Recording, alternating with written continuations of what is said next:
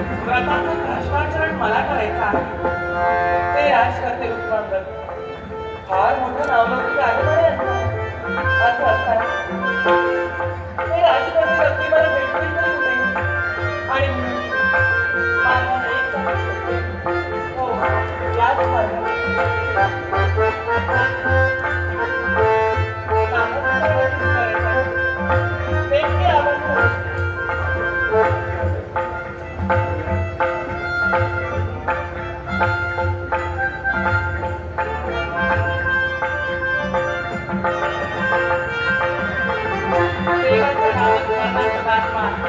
आपल्या भक्ती अगदी तालच पद्धतीने बसले असं ठरायला